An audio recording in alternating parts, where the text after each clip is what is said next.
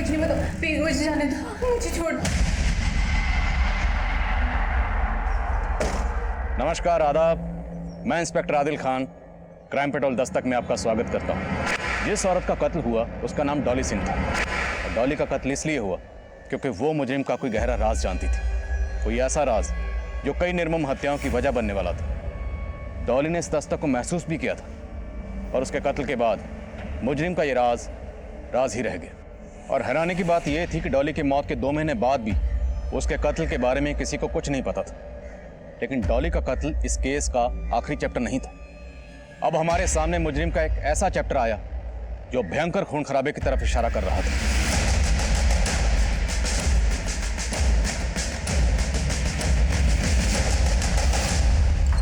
Sir, उस area से जुड़े जितने भी संदिग्ध थे उन सबको राउंड अप करना शुरू कर दिया है। जल्दी में इन्फॉर्मेशन मिल जाएगी कि किसने ये सब।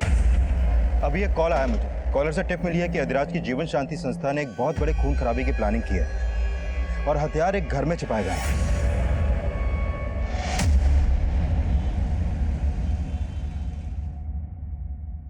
पूजा बेटा, ये देख। अरे भाई, लड़के तो सारे ही सही हैं। तुझे इनमें से कोई लड़का पसंद है तो बता, रिश्ते की बात चलाते हैं फिर। पापा, सच बोलूं तो मुझे इनमें से कोई भी लड़का पसंद नहीं।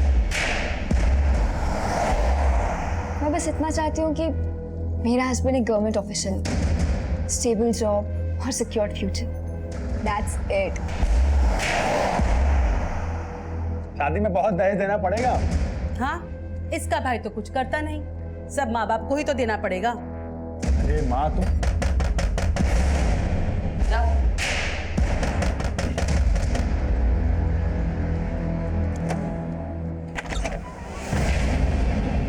चेक करो सब्जेक्ट।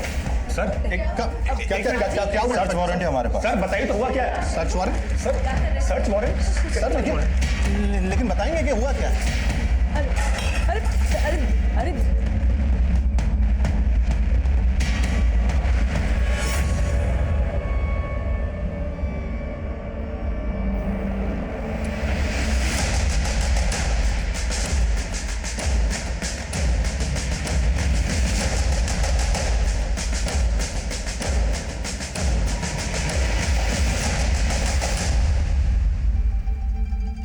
हमारी समझ में कुछ नहीं आ रहा है कि वो हथियार यहाँ कैसे आए। सर, हमें लगता है हमें कोई फंसाने की कोशिश कर रहा है। कोई दलील नहीं चलने वाली। तुम लोग इस अधिराज के लिए काम करते हो ना? अधिराज नहीं, स्वामी अधिराज कहिए। उनका इसमें कुछ भी लेना देना नहीं है। वो गुरु है हमारे।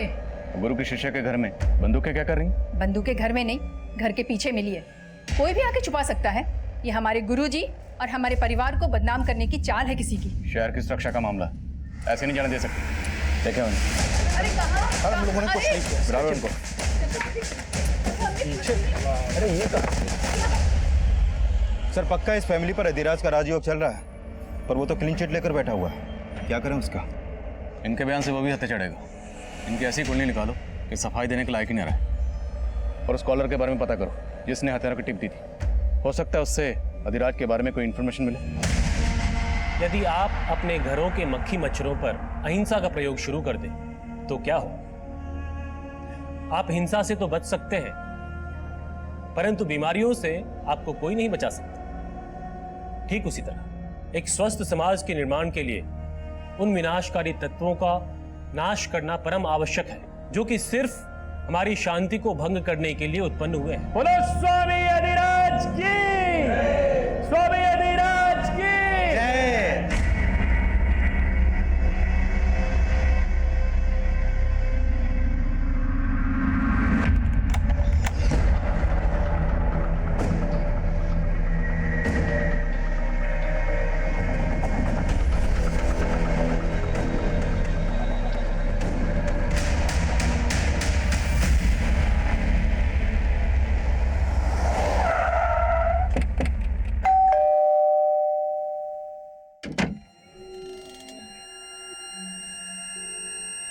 हमें रमेश शुक्ला से मिलना।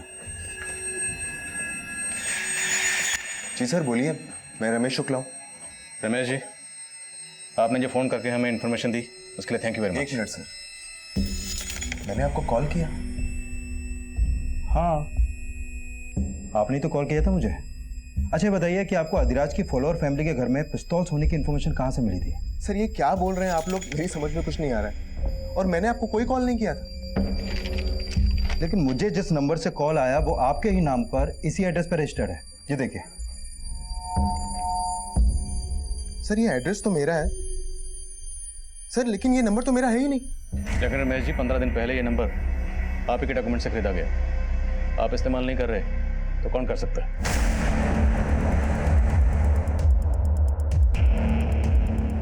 आप इनकी?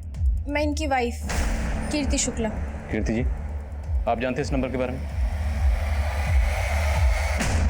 नहीं सर, मुझे इस नंबर के बारे में कुछ नहीं पता। सर हो सकता है ये लोग अधिराज के डर से कुछ ना बोल रहे हो। यादव, ये नंबर 15 दिन पहले खरीदा गया। उसे सिर्फ एक कॉल किया गया और तुम्हें, उसके बाद से ये नंबर बंद है। मामला कुछ और है। तिवारी परिवार के खिलाफ कुछ मिला? सर मैंने चेक किया लेकिन अभी तक कुछ खास नहीं मिला है। और हाँ सर, तिवारी परिवार में वो माता जी निर्मला तिवारी, सिर्फ उनका ही अधिराज के आश्रम में आना जाना है और वो भी मोबाइल यूज नहीं करती हैं। तो घर के पिछले हिस्से में हथियार हैं, ये सिर्फ निर्मला देवी को पता होगा या पूरे परिवार को? या कहीं ऐसा तो नहीं कोई वाकई उन्हें फंसाने की कोशिश कर रहा है? और ये रमेश और उसकी बीवी कुछ ठीक नहीं लग रहे। इनके बारे में पता करो, हो सकता है कुछ छुपा रहे हैं। सबूतों के अभाव में तिवारी परिवार को जमानत मिल गई, पर हमें लग रहा था कि तिवारी परिवार सिर्फ मोहरा था। असली गुनहगार अधिराज, जिस पर पहले भी हिंसा भड़काने के आरोप लग चुके थे, और अधिराज एक सफेदपोश मुजरिम था। इसलिए बिना किसी पुख्ता सबूत के हम उसके गिरेबान में हाथ नहीं डाल सकते थे। और मामला नेशनल सिक्योरिटी का था। हम इस केस की कड़ियां जोड़ ही रहे थे कि हमारे सामने एक मर्डर केस आया।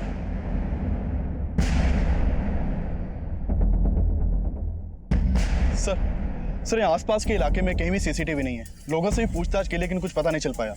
बॉडी को तालाब में फेंकने की कोशिश की गई होगी, लेकिन शायद ठीक से डंप नहीं कर पाया। ये देखो, कलाई पर टैटू है। आसपास के थानों में पता करो, हो सकता है किसी ऐसी औरत की मिसिंग कंप्लेंट फाइल की गई हो जिसमें इस टैटू का डिस्क्रिप्शन हो। Okay sir. Mishra sir. Body को पोस्टमार्टम के लिए भेजो। Okay sir. गन वाले केस का क्या हुआ? अधिराज से कब मिल सकते हैं? सर अधिराज के आदमी कुछ ठीक से बता नहीं रहे। हमेशा यही बोलते हैं कि स्वामी जी ध्यान में है। वो जानबूझ के हमें अवॉइड कर रहा है। ध्यान तोड़वाना पड़ेगा उसको।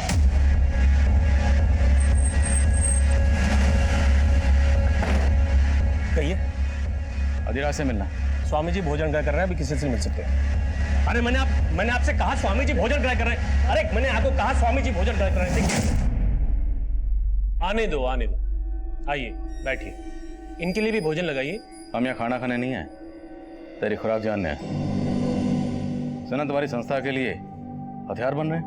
हम तो शुरू से ही असामाजिक तत्वों के निशाने पे हैं। यदि उनका बस चले तो हमारे आश्रम में भी 2-4 बम गिरा दें। बातों के दिखाते हो तुम लोग। तुम्हारी शिष्या निर्मला तिवारी के घर पर 5 पिस्तौल मिले, बाकी असला बारूद कहाँ छुपा रखा? निर्मला देवी हमारी शिष्या हैं, इसलिए हम दावे के साथ कह सकते हैं कि उनका इन हथियारों से कोई लेना देना नहीं है, और ना ही हमारी संस्था की किसी भी सदस्य का। यह अवश्य हमारे शत्रुओं की चाल है, एक षड्यंत्र है। हिंसा भड़काने के आरोप पहले भी लग चुके हैं तुम। बस, हमारी मुलाकात पूर्ण हो गई। अब आप सब लोग जा सकते हैं। और ध्यान रहे इंस्पेक्टर, अगली बार जब आप आए तो अपने साथ अनुमति लेके आइएगा, वरना आप तो जानते ही हैं हमारे भक्तजन क्या क्या कर सकते हैं। हम तो जानते हैं कि तुम्हारे भक्तजन क्या क्या कर सकते हैं, लेकिन शायद तुम नहीं जानते कि हम क्या कर सकते हैं। अब आप कहाँ जा रही हैं? गुरुजी से मिलने। बात तुम्हारे आगे तो हाथ जोड़ रहे हैं। इतना सब कुछ हो गया घर में, लेकिन गुरुजी गुरुजी ने हमेशा हमारा भला चाहा है और आगे भी हमारी नैया वही पार लगाएंगे। माँ जी, नैया डूब रही है, अब तो स्वामी जी की पतवार छोड़ दो।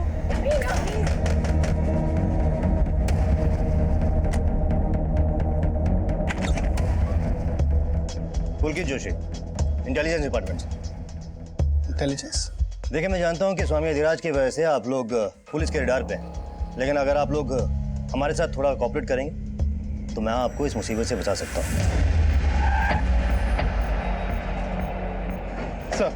सर, जिस औरत की लाश हमें तालाब के पास मिली थी, कानपुर के किसी भी थाने में उसकी मिसिंग कंप्लेंट फाइल नहीं हुई है। कानपुर के बाहर पता करो। Okay sir. सर मैंने रमेश शुक्ला और कीर्ति शुक्ला इन दोनों के कॉल रिकॉर्ड चेक किए। सर, इस कीर्ति शुक्ला का निर्मला तिवारी के पोते सुदीप से अफेयर का इंडिकेशन मिला है। मतलब तिवारी परिवार और शुक्ला परिवार में कोई ना कोई कनेक्शन जरूर है। रमेश शुक्ला के नाम से जो सिम खरीदा गया उससे ये टिप मिलना कि तिवारी परिवार के घर में हथियार हैं। इसका स्वामी अधिराज या उसकी संस्था से कोई ना कोई ताल्लुक जरूर है, जो ये दोनों फैमिलीज हमसे छुपा रही हैं।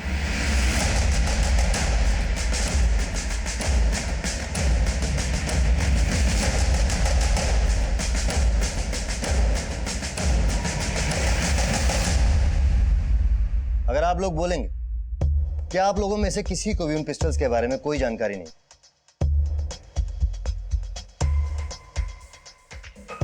तो इस बात का विश्वास तो मैं भी नहीं करूं। लेकिन सर, हकीकत तो यही है कि हमारा उन हथियारों से कोई लेना देना नहीं है। रमेश शुक्ला और उसकी बीवी कीर्ति शुक्ला, उनका किससे लेना देना? देखिए, मैं अच्छी तरह जानता हूं कि आप लोग स्वामी अधिराज के राजदार हो और यहां आने से पहले आप लोगों के बारे में मैंने सारी इंफॉर्मेशन इकट्ठा की। अगर आप लोग किसी भी पचड़े में नहीं पड़ना चाहते तो जैसा मैं कहता हूं वैसे कीजिए। जब भी इस तरह के केसेस सामने आते हैं तो स्टेट पुलिस के अलावा सेंट्रल एजेंसीज की भी उन पर नजर रहती है। आईडी सेंट्रल गवर्नमेंट के लिए काम करती है, जो कभी कभी स्टेट पुलिस को बाईपास करके अपनी इन्वेस्टिगेशन करती है, जिसकी भनक हमें भी नहीं होती। पुलकित जोशी और तिवारी परिवार की मुलाकात के बारे में हमें कुछ नहीं पता था। दरअसल उस वक्त इस केस में ऐसा बहुत कुछ हो रहा था जो हमारी नजरों के परे था।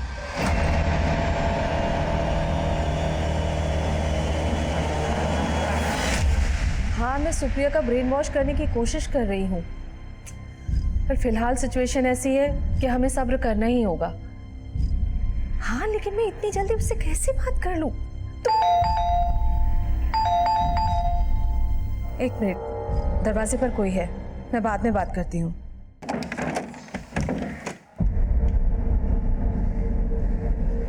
कहाँ थी तू? सुप्रिया, कितनी देर से फोन लगा रही थी तुझे? फोन क्यों नहीं उठा रही थी मेरा? सुप्रिया, तुझे पता है ना कितनी फिक्र होती है तेरी मुझे। आपको मेरी फिक्र कब से होने लगी? आपका तो सारा टेंशन कहीं और ही है। सुप्रिया देख, प्लीज मुझे ना बच्चे की तरह बहलाना बंद कीजिए। आप जो कर रहे हो वो गलत है और मैं आपको बिल्कुल नहीं सपोर्ट करने वाली।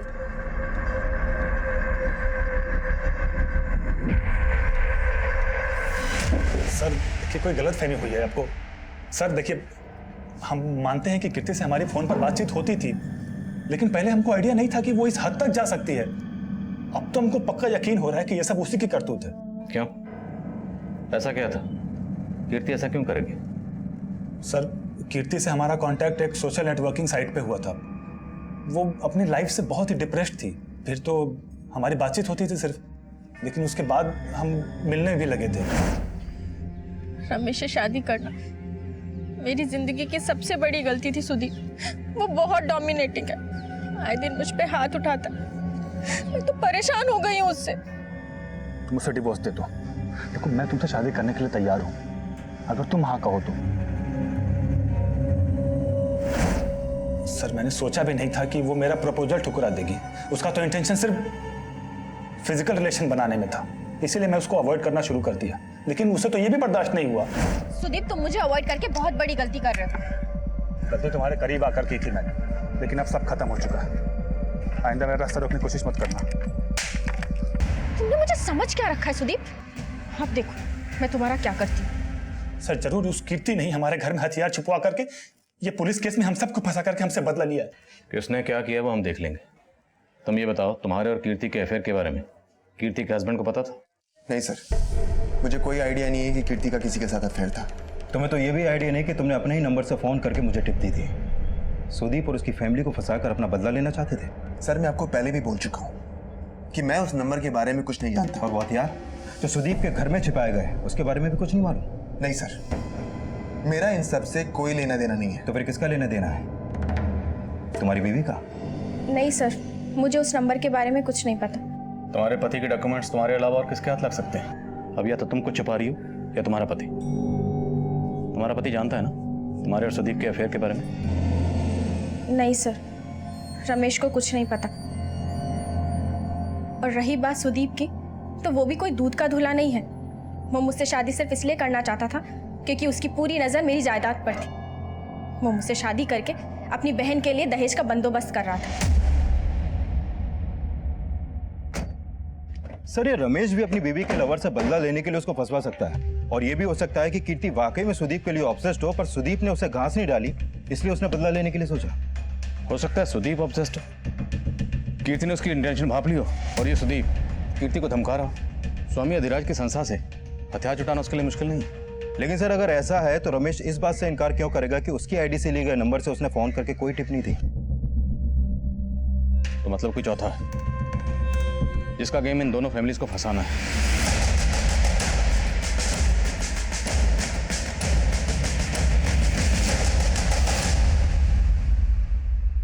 अरे तुम समझ क्यों नहीं रहे हो? कर तो रही हूं मैं कोशिश। ये सही समय नहीं है, हमें थोड़ा और वेट करना पड़ेगा। हाँ 1 मिनट, बाद में बात करती हूँ, बाय। और उसका खामियाजा आप अच्छी तरह भुगत चुकी। पर हम गलत नहीं है। मैं जानता हूँ, लेकिन अधिराज 100% गलत है। देखिए अभी तो उसका हथियारों का ही कनेक्शन आपके परिवार से मिला।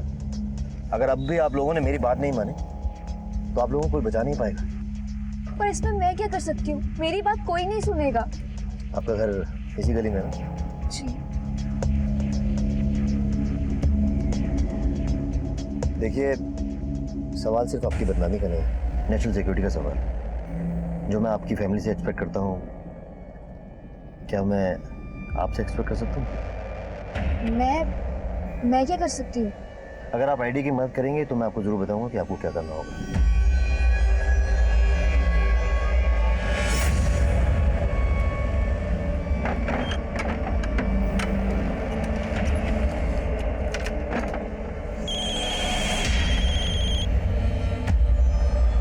हेलो? नहीं, तुम यहाँ मत आओ, मैं ही आती हूँ।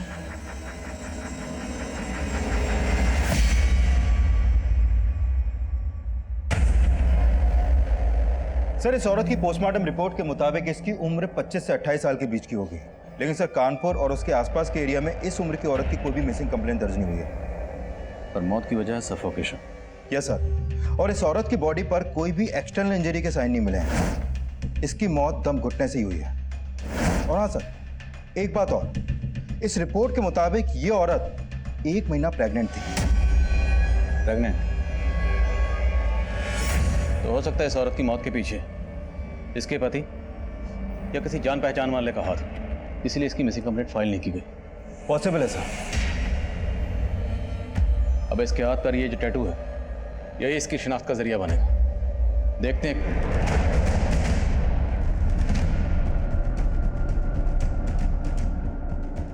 आई थिंक ये टैटू मैंने कहीं और भी देखा है।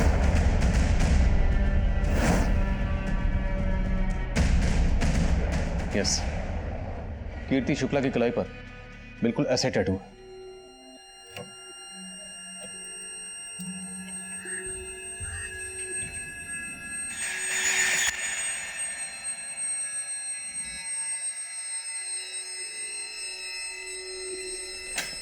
रमेश, क्या ये सब? रमेश मैं तुम्हें बताने ही वाली थी। क्या बताने वाली थी? बेवकूफ समझ कर रखा है तुमने मुझे? आखिर दिखा दी तुमने अपनी जात। पहले खुद आईना देखो, तुम्हारी जात क्या है मालूम है मुझे। पता नहीं रोज कितनी लड़कियों के साथ जाकर सोते हो। रमेश हाथ उठाना मुझे भी आता है, आज गलती कर दी, आइंदा मत करना।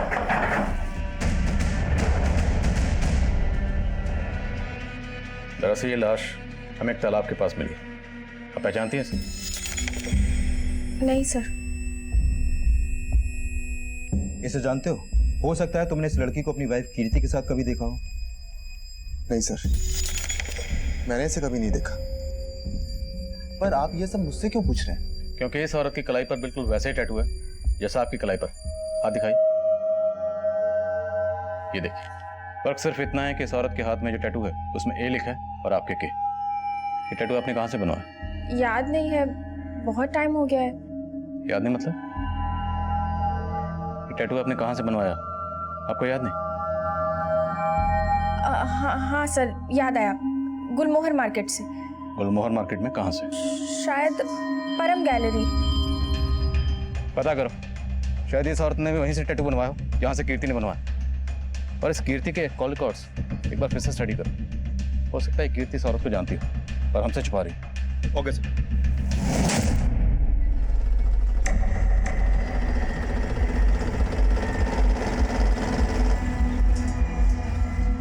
मुझे लगा नहीं था कि तुम आओगे, पर तुम तो देश की सुरक्षा को लेकर वाकई कंसर्न हो। देखिए, मुझे आपके इस मिशन में कोई इंटरेस्ट नहीं है। मैं आपसे सिर्फ इसलिए मिल रही हूँ क्योंकि मुझे अपनी फैमिली को इस सबसे बचाना है। लेट्स सी हमें कितनी सक्सेस मिलते हैं। पर मुझे करना क्या होगा?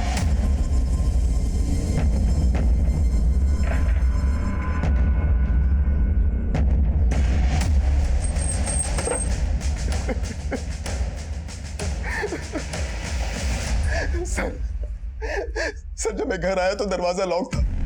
मुझे लगा कि कीर्ति कहीं बाहर गई होगी, तब मैंने अपनी चाबी से दरवाजा खोला तो देखा कि कीर्ति अंदर।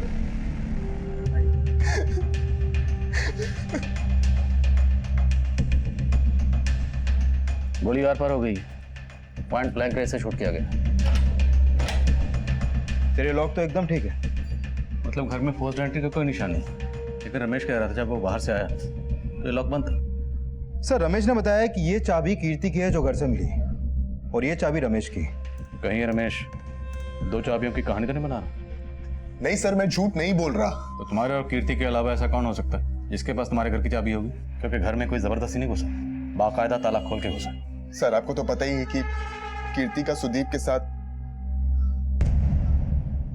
सर हो सकता है कि कीर्ति ने शायद सुदीप को घर की दूसरी चाबी दे रखी हो। सर जाहिर है कि ये सुदीप पे शक जताएगा, और घर के आसपास कोई सीसीटीवी भी नहीं है। लेकिन मैं खबरियों से पता करवाता हूँ कि मर्डर के वक्त ये दोनों कहाँ थे। एक हफ्ता पहले जिस औरत की लाश मिली थी उसकी कलाई पर ठीक वैसे टैटू था जैसा कीर्ति की कलाई पर था। पर अभी तक ना उस औरत की शिनाख्त हो पाई है और ना ही ये पता चल पाया कि वो टैटू कहाँ से बनवाया गया था। पर हो ना हो, उस औरत और कीर्ति दोनों के कत्ल के पीछे कोई ना कोई कॉमन कनेक्शन जरूर है।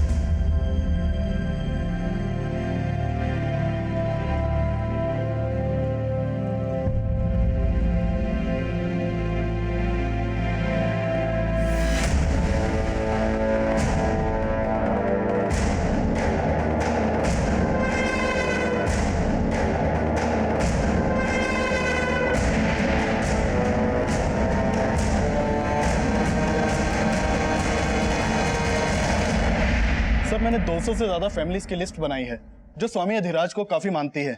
सब पर नजर रखो, किसी पर भी जरा सा शक हो तो उठा लो। Okay sir. सर कीर्ति की बॉडी में जो बुलेट मिली थी उसकी बैलिस्टिक रिपोर्ट आ गई है। जिस पिस्तौल से कीर्ति को मारा गया वो उसी तरह की पिस्तौल थी जो तिवारी परिवार के घर से मिली। हमें क्या लेना देना उस औरत से? अरे ऐसी औरत का तो मर जाना ही अच्छा था। हाँ लेकिन अब कीर्ति की मौत के बाद पुलिस फिर से हमारा जीना आराम कर देगी, उसका क्या? हमारा जीना क्यों हराम करेगी? आखिर हमने क्या किया है? हेलो, तुम्हारे भाई को पुलिस ने अरेस्ट कर लिया ना, लेकिन तुम तो कह रही थी कि तुम्हारी पूरी फैमिली इनोसेंट है। ये आप क्या कह रहे हैं सर? मेरा भाई घर पे ही है, अरेस्ट नहीं हुआ है।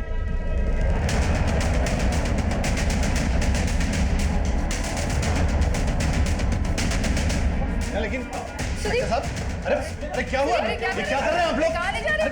कहाँ ले जा रहे हैं साहब? अरे सुन।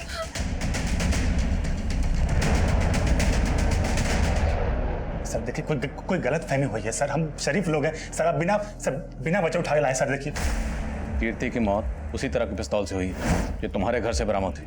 उसको तुमने नहीं मारा तो किसने मारा? सर मुझे क्या पता होगा उसको किसने मारा है। आप लोग मुझे इस तरह से परेशान नहीं कर सकते। तेरी परेशानियां और बढ़ेंगी अगर सच नहीं बोलेगा। बोलो, वो बंदूक तुझे स्वामी के लोगों ने दी थी? सर हम आपको पहले ही बता चुके हैं कि उन बंदूकों से मैं क्या, मेरा पूरा परिवार अनजान था सर। गुरुजी, हमारे पोते सुदीप को बचा लीजिए गुरुजी, हम तो कुछ भी कर सकते हैं।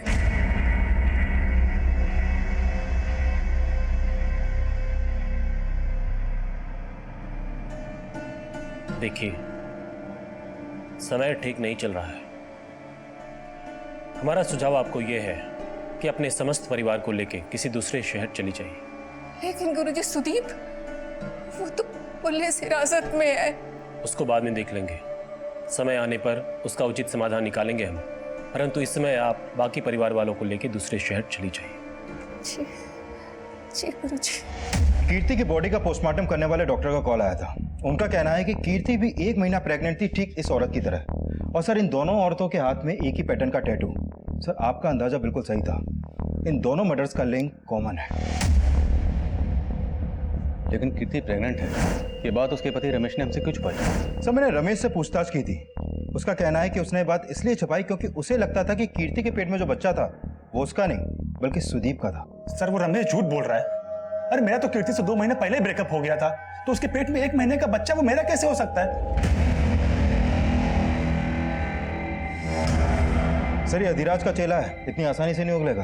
सर, एक काम करते हैं, इसका डीएनए मैच करवाते हैं कीर्ति से और उस औरत से जिसकी लाश हमें तालाब के पास मिली थी, और रमेश से भी। क्या पता भाई कोई कहानी बना रहा हूँ। यादव, हो सकता है इन दोनों के अलावा ये कोई तीसरा ही हो जो ये सारा खेल खेल रहा है, क्योंकि रमेश की आईडी से जो सिम खरीदा गया था उससे वो कॉल हमें किसने किया था ये अभी तक पता नहीं चला। अब ये अधिराज का दुश्मन है, सुदीप का या रमेश का, ये भी क्लियर नहीं। पर ये कॉलर जो भी है उसका कीर्ति से और उस औरत से जिसकी लाश हमें तालाब के पास मिली, उन दोनों से कोई कनेक्शन जरूर है जो फिलहाल हमें नजर नहीं आ रहा।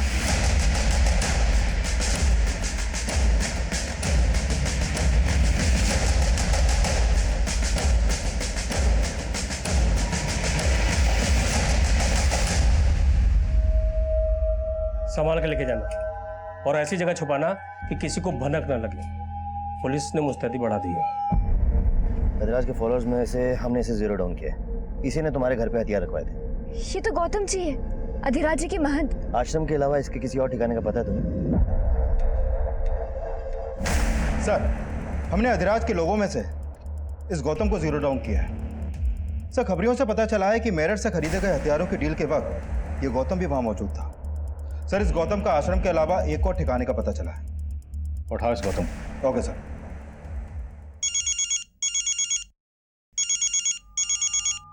हाँ पांडे,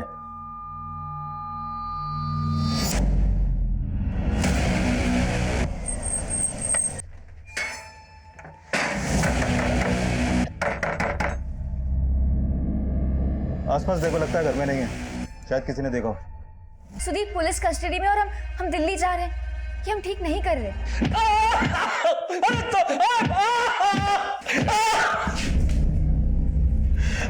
अब बोलेगा? बोल, किसने मारा? मानते हैं कि उस हवलदार को हमने मारा साहब, लेकिन उस औरत को नहीं मारा साहब। बोल, किसने मारा? इन औरतों के पेट में किसका बच्चा था, तेरा या तेरे स्वामी का? ना ही स्वामी जी का और ना ही हमारा। ये जो 3 औरतें मारी गई हैं ना, इन तीनों की कलाई पे टैटू बनाओ। इस टैटू का तुझसे या तेरे उस स्वामी से क्या ताल्लुक है? बोल। ADK कोड है कोई? क्या मतलब है इसका? हमें नहीं मालूम ये क्या है, और इन औरतों से हमारा कोई संबंध नहीं है, और हमने इन्हें नहीं मारा है सर। तेरे घर में जो बंदूकें मिली हैं वो दिवाली पे आतिशबाजी के लिए रखी थी, ऐसे नहीं मानेगा। वॉश करो जरा इसे।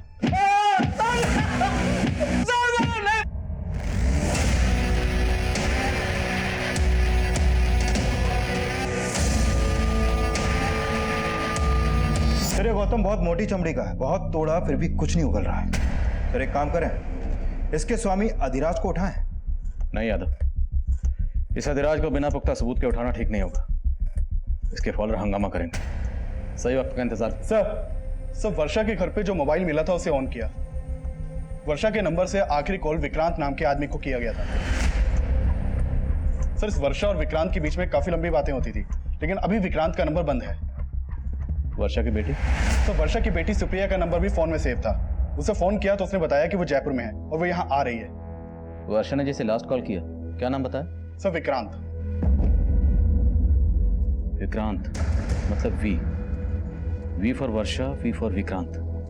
और वर्षा की कलाई में जो टैटू था उसमें वी लिखा था। आपका मतलब इन टैटू वाली औरतों की कलाई पे लिखा ये अल्फाबेट इनके नाम से नहीं बल्कि इनसे जुड़े दूसरे लोगों के हैं, जिनके नाम भी इन्हीं के नाम के पहले अक्षर से शुरू होते हैं। यादव, कहानी कुछ भी हो सकती है। इस कीर्ति के फोन में जितने भी नाम के से सेव्ड है, सबकी लिस्ट बनाओ, सबके बारे में पता करो, और ये भी पता करो कि ये विक्रांत का फोन कौन से एड्रेस पर रजिस्टर्ड है। सर।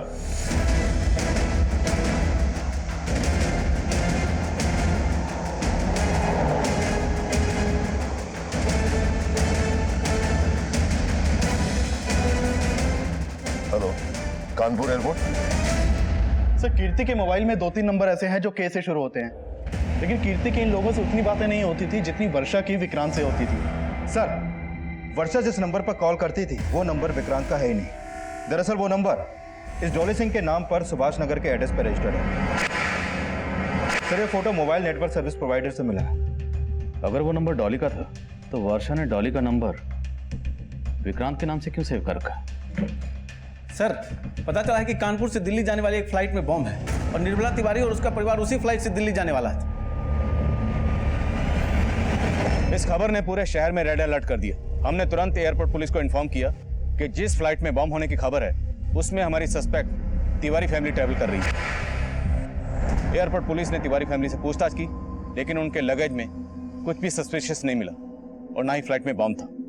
फ्लाइट कैंसिल हो गई और तिवारी परिवार को रिलीज कर दिया गया। लेकिन हम अभी ये जानना चाह रहे थे कि तिवारी परिवार ने अचानक दिल्ली जाने का प्लान क्यों बनाया? क्या गौतम जी को आपने हथियारों के साथ पकड़ा? हथियार तो आपके यहाँ से भी मिले थे, फिर हैरान होने का इतना नाटक क्यों कर रही हैं? नाटक नहीं कर रहे थे साहब। गौतम जी को हम गुरुजी की तरह ही मानते थे और हमको कुछ नहीं पता है। जरूर कोई गलत फहमी है साहब। और सुदीप भी बेकसूर है, उसको छोड़ दीजिए। तो सुदीप के अंदर होते ही दिल्ली क्यों भाग रहे थे? भाग नहीं रहे थे साहब, वो तो गुरुजी ने कहा था इसीलिए जा रहे थे।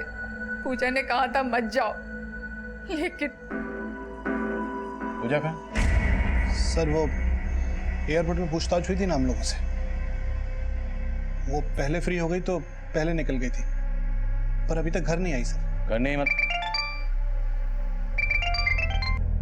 हाँ यादव बोलो। सर, सुभाष नगर थाने से पता चला है कि डॉली सिंह की मौत तो 2 महीने पहले ही हो चुकी है।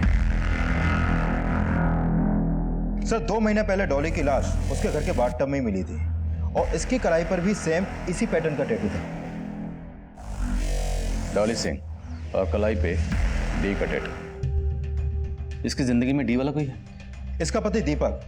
और सर, डॉली के इस केस को सुभाष नगर पुलिस मर्डर मान के इन्वेस्टिगेट कर रही थी और उस वक्त उन्हें बाथटब के पास शराब भी मिली थी और डॉली के पति ने ही डॉली की मौत की खबर पुलिस को दी थी। और सर, डॉली के पति का कहना था कि डॉली को बाथटब में बैठकर शराब पीने की आदत थी। सर, इसकी बॉडी में अल्कोहल भी पाया गया था, इसलिए इस केस को एक्सीडेंटल मानकर बंद कर दिया गया। इस डॉली का पति दीपक, वो इस वक्त कहाँ? सर, वो डॉली के मौत के बाद ही डॉली का फ्लैट बेचकर कहीं चला गया। तो हो सकता है ये डॉली का दीपक जो है वही वर्षा का विक्रांत बनकर वर्षा से बात कर रहा हूँ डॉली के नंबर से। इस दीपक की फोटो है? हाँ सर, नेक्स्ट पेज पर ही है।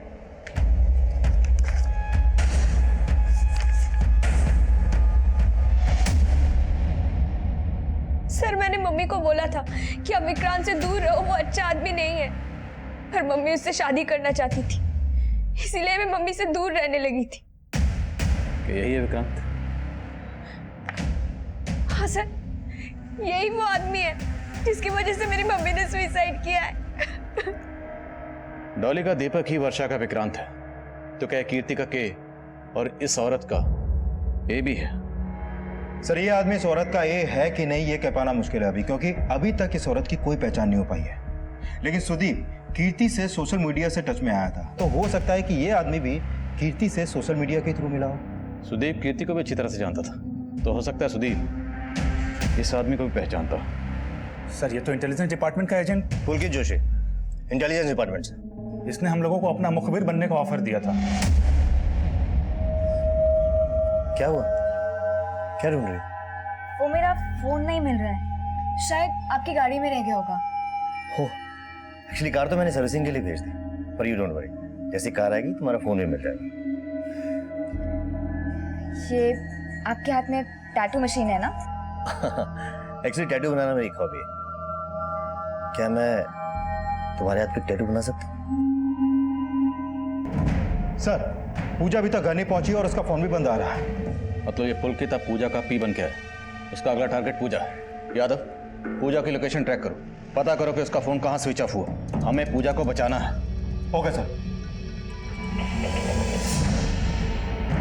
अच्छा है ना पी? जानती मैं तुम्हारे हाथ पे पी का टैटू क्यों बना रहा हूँ? क्योंकि तुम्हारा नाम भी पी से है और मेरा नाम भी पी से है। ठीक है, कुछ भी पता चले तुरंत फोन करो। सर, पूजा का फोन अभी लक्ष्मी नगर में बंद हुआ है और जिस नंबर पे उसने लास्ट कॉल की थी वो भी अभी लक्ष्मी नगर में एक्टिव है। सर वो नंबर अदिति बिष्ट के नाम पे रजिस्टर्ड है और ये वही औरत है जिसकी लाश हमें तालाब के पास मिली थी।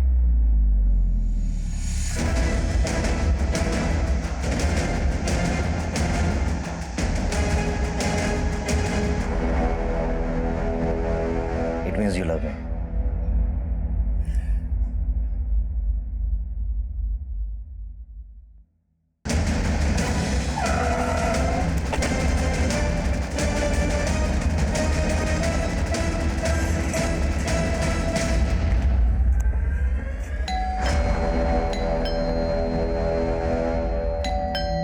एक सेकंड।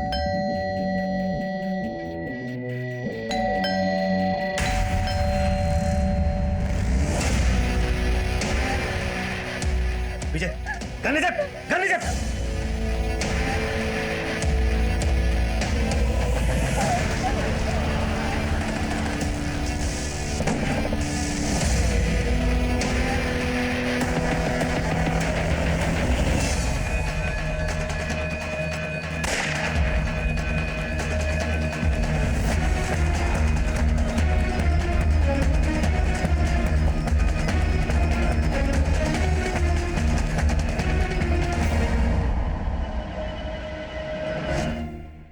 डॉली, अदिति, कीर्ति, वर्षा और अब पूजा।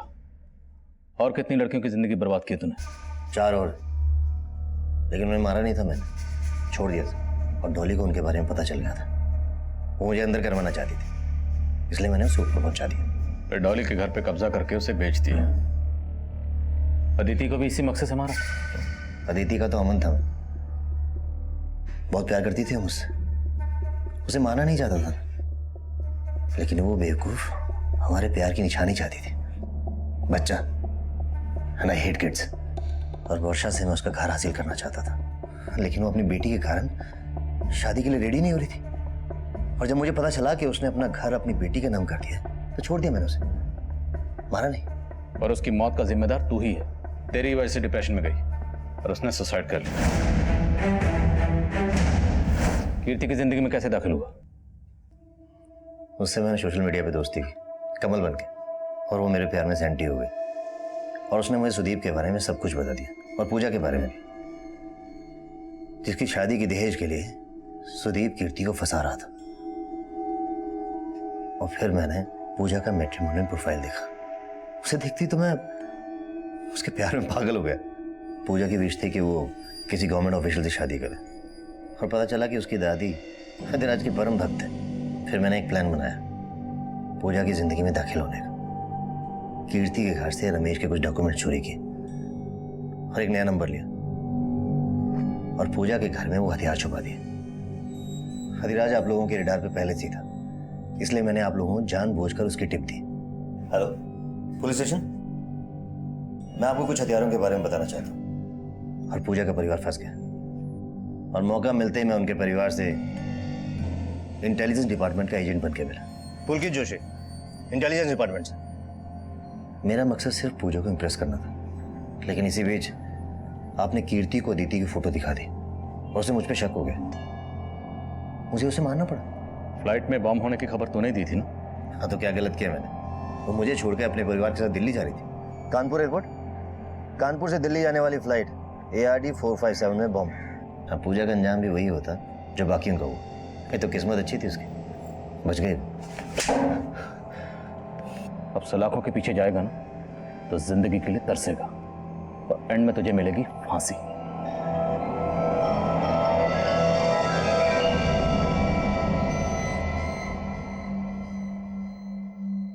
हमारे सपने भी कभी कभी दूसरे के जुर्म की दस्तक बन सकते हैं। ऐसा ही कुछ इस केस में भी सामने आया था, और उस जुर्म ने दस्तक दी थी जब पुलकित जोशी नाम रख के एक मुजरिम फेक आईडी एजेंट बन के तिवारी परिवार से मिला था, और तिवारी परिवार ने हमसे वो बात छुपाई, और उस मुजरिम ने ऐसा शातिर जाल बिछाया कि तिवारी परिवार को इस बात की भनक तक नहीं लगी कि उनकी बेटी पूजा लगातार एक खूंखार मुजरिम से मिल रही थी। ये तो गनीमत थी कि वक्त रहते हम पूजा को बचा पाए, वरना पूजा का भी वही अंजाम होता जो डॉली, कीर्ति, अदिति और वर्षा का हुआ। लेकिन स्वामी अधिराज और उनकी संस्था का इन जुर्मों से कोई ताल्लुक नहीं था। उनकी संस्था से जुड़े गौतम ने संस्था के बाहर रहकर हथियारों की खरीद फरोख्त की थी। वो अब न्यायिक हिरासत में है। और कई नाम रखने वाले पुलकित जोशी का असली नाम जगबीर सिंह है। उस पर हत्या, धोखाधड़ी और आपराधिक साजिश का मुकदमा चल रहा है, जिसका फैसला आना भी बाकी है। अब मैं आदिल खान आपसे इजाजत लेता हूं। आपसे फिर मुलाकात होगी एक नए केस के साथ।